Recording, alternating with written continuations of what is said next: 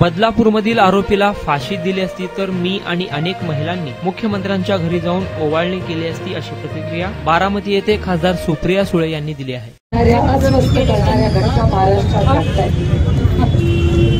आधी आपण महागाई, बेरोजगारी आणि भ्रष्टाचाराच्या विरोधात लढत होतो. या राज्यात प्रचंड महागाई, प्रचंड बेरोजगारी आणि प्रचंड भ्रष्टाचार झाले आणि हे करत बदलापूरची घटना झाली आणि बदलापूरच्या घटनेमध्ये ज्या पद्धतीने महाराष्ट्र सरकार किंवा त्यातली पोलीस यंत्रणा यांनी ज्या पद्धतीने ते करायला पाहिजे होतं तसं झाल्यामुळे प्रचंड राग हा राज्यात आहे. त्यानंतर सरकार जागं झालं, पण सरकार कधी जागं झालं? जेव्हा लोक रस्त्यावर उतरले तेव्हा सरकार जागं झालं. आणि तेवढंच नाहीये, सरकार इतकं असंवेदनशील आहे की सत्तेत असलेले लोक म्हणाले की बदलापूरला ज्या लोकांनी आंदोलन केलं ते बदलापूरचे नव्हते, ते बाहेरचे होते. माझं म्हणणं आहे की एक मिनिटं समजून चाला की ते बाहेरचे होते. या राज्यामध्ये जर एखादी चुकीची घटना घडत असेल तर आंदोलन करणं काय चूक आहे? आंदोलन हे आपल्याला भारतरत्न डॉक्टर बाबासाहेबांच्या संविधानात दिलेला आपला अधिकार आहे. एका सशक्त लोकशाहीमध्ये आंदोलन हा प्रत्येक नागरिकाचा हा हक्क आहे. या हक्कापासून पण आपल्याला हे वंचित ठेवायचं. म्हणून जेव्हा आदरणीय पवारसाहेब म्हणतात की हे सरकार हे असंवेदनशील आहे आणि हे संविधानाच्या विरोधात आहे, याचं आणखीन एक जिवंत उदाहरण. नंतर त्या इन्क्वायरीमध्ये काय निघालं? सगळी लोक बदलापूरचीच होती, कोणी बाहेरचा नव्हता.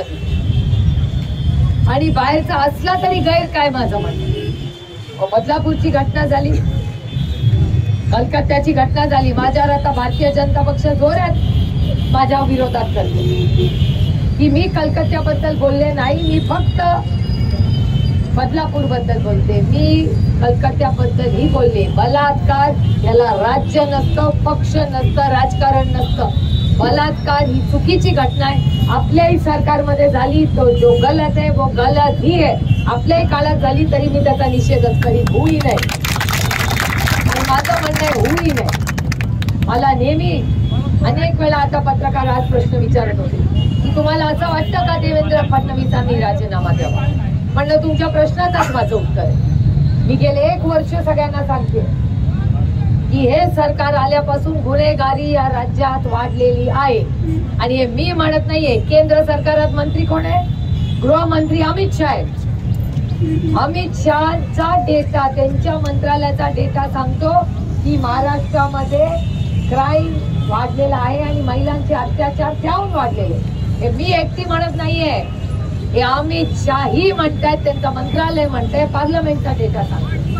आणि अशा परिस्थितीत आपण गप्प बसायचं? आपली नैतिक जबाबदारी नाही. सत्तेत असू दे किंवा विरोधात, या आपल्या लेखी आहेत आणि सरकारची जबाबदारी जास्त आहे, कारण का तुम्ही सरकारमध्ये बसलेले आहात. या राज्यामध्ये अनेक महिला म्हणतात, महिलांचं म्हणणं आहे, अनेक महिला म्हणतात, मगाशी आमची ही पण भगिनी म्हणली, तुम्ही म्हणला मला वाटतं की 1,500 रुपये, असं महिला म्हणतात. पूर्ण स्टेटमेंट ऐका.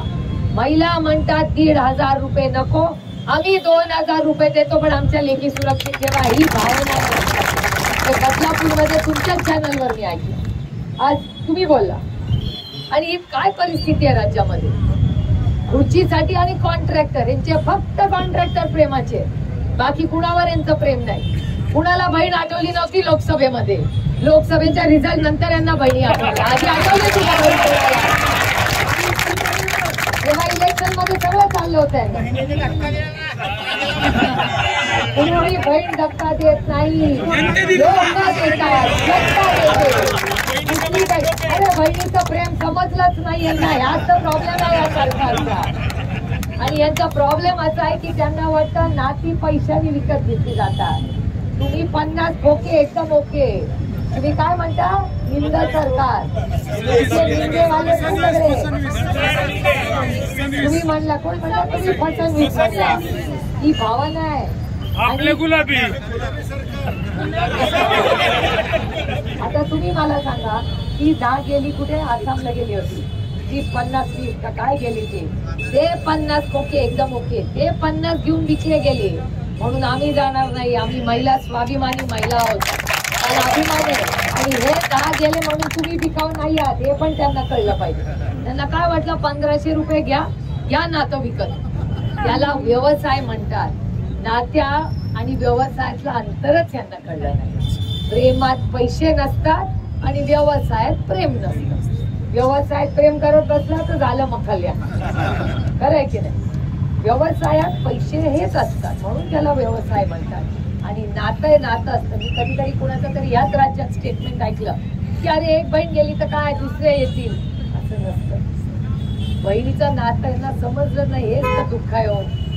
आणि 1500 रुपये किंमत लावली भाऊ बहिणीच्या नात्याला. या सरकारने स्टिकर लावून टाकलं की 1500 रुपयाला बहीण भावाचं नातं असते. दुर्दैव आहे. अहो, जर यांनी त्या माणसाला फास्ट ट्रॅकनी फाशी दिली असती ना तर या राज्यातली प्रत्येक महिला मुख्यमंत्र्याच्या घरी जाऊन ओवाळला असता ना, अभिमान काढला. मी गेले असते, मी स्वतः गेले असते की जर पटकन फास्ट ट्रॅक कोर्ट. आणि त्यातून मला आश्चर्य वाटतं.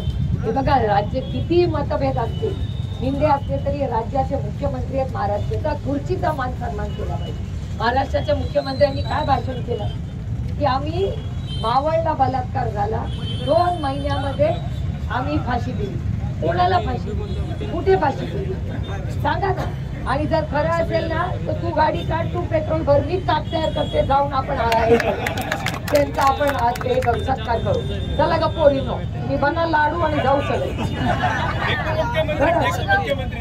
दुर्दैव आहे. एकच फेकू वाटतं तर फेकू वाढायलाच लागली यार. त्यामुळे ज्या पद्धतीने या राज्यातल्या, मला सांगा, तुम्ही आता म्हणाल की ताई तुम्ही कशी जबाबदारी घेता. तुम्ही सगळे आठवत असेल, लहान पोरी तुम्हाला आठवते का नाही आपली युवती काँग्रेसला मला माहिती नाही. पण जेव्हा R.R. पाटील या राज्याचे गृहमंत्री होते तेव्हा अशी महिलांची छेडछाड होत होती का? मग जर R.R. आबा हे करू शकत असतील तर देवेंद्र फडणवीस का नाही करू शकत?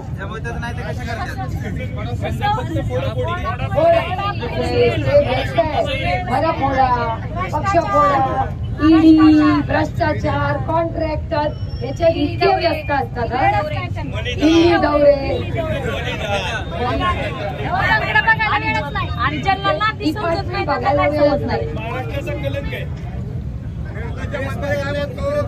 मुख्यमंत्र्यांनी जाऊन तिथं पारा द्यायचा का? कोण म्हणलं? संजय गायकवाड मंत्री.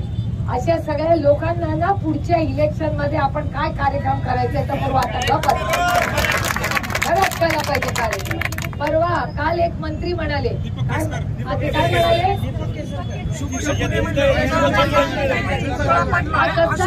मला सांगा, अशा माणसाला फॉर्म पण भरू द्यायला नाही पाहिजे. असले नको आम्हाला, असले आमदार 100% बरोबर आहे. बिलकुल फॉर्म नाही भरू द्यायला पाहिजे. असं बोलतात ते पण छत्रपती ते ज्यावेळेस बोलले होते त्या कार्यकर्त्यांचं स्टेटमेंट आले व्हॉट्सअपला महाराष्ट्रभर दिले. ते सकाळी दारूच्या नशेमध्ये होते. बघा किती गंभीर आरोप आहे. ते स्वतः त्या किल्ल्यावरती गेले, तुकड्यापाशी त्यांनी स्टेटमेंट दिलं. ते दारूच्या नशेमध्ये होते. तिथल्या आजूबाजूचे शिवप्रेमीचं व्हॉट्सअपला कास्त आहे बघा. अतिशय जाहीर निषेध करते मी. म्हणजे महिला पत्रकाराला धमकी, महिला पत्रकाराला पण हे सरकार धमकी देणार. वामन म्हात्रेचा विषय काढा. वामन म्हात्रेचा. आता मला सांगा, हे झालं सगळं महिलांचं. म्हणजे फास्ट ट्रॅक कोर्ट नाही, असंवेदनशीलपणा सातत्याने. त्यामुळे आपण असं म्हणूया, आम्हाला तुमची लाडकी बहीण योजना, महिला म्हणतायत नको, लाडकी खुर्ची योजना करा आणि आम्हाला पैसे. माझं तर म्हणणं आहे प्रत्येकीने पैसे घेतलेच पाहिजे. तुमच्या अधिकाराचे पैसे काय स्वतःच्या खिशातून देत नाही, आपण टॅक्स भरतो त्याच्यातून पैसे. बाकी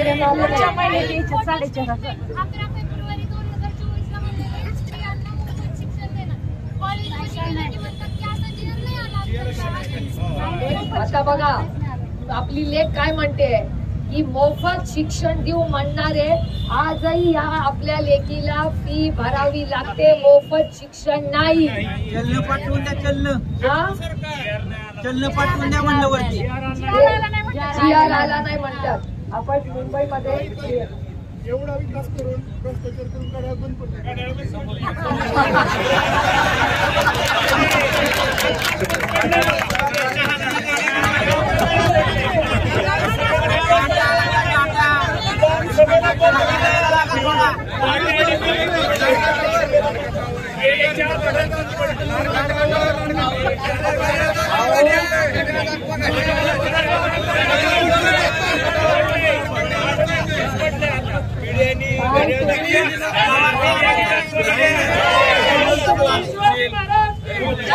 आपण आता अशी मागणी आज करूया, दोन मागण्या करूया. एक की हे सगळ्या महिलांच्या विरोधी जे चाललेलं आहे याच्यासाठी आम्हाला देवेंद्र फडणवीसांचा त्या ज्या नराधामाला जी झालेलं कृत्य केलं त्याला फाशी. आणि तिसरं आपली काय मागणी आहे, ज्यांनी कॉन्ट्रॅक्टर केलं त्याची पूर्णपणे इन्क्वायरी झाली पाहिजे. आणि छत्रपतींचा चांगला घाई मी हात जोडून विनंती करते, घाई करू नका. इलेक्शन झाले 2 महिने तरी चालतील, पण आमचा दैवत येते, आमच्या दैवताचा अपमान करू नका. माझी हात जोडून विनंती आहे. चांगल्या व्यक्तीच्या हस्ते भूमिपूजन करा म्हणवते.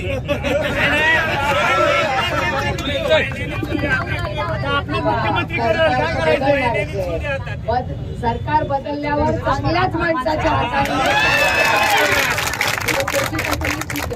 आणि दुर्दैव आहे मला, मी तुम्हाला खरं सांगू, तुम्हाला आश्चर्य वाटेल, पण माझ्या देवेंद्रजींकडून खूप अपेक्षा होती.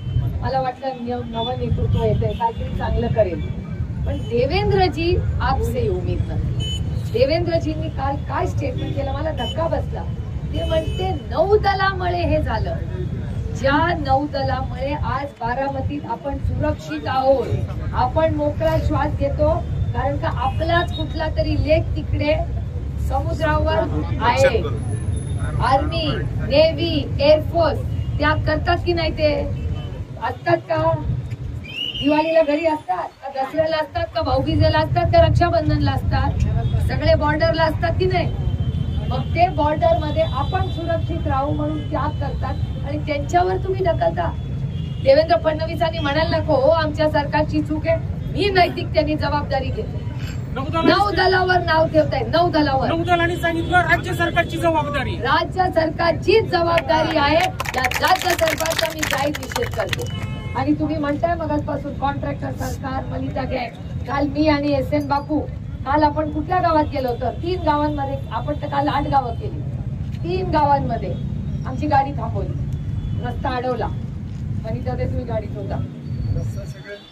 हा बघा, मी बोलायच्या आधीच बापू बोलताय. 3 महिन्यापूर्वी रस्ता केलाय. किती? 3 महिन्या. तुमच्या कॉन्ट्रॅक्टर नाही, कॉन्ट्रॅक्टरला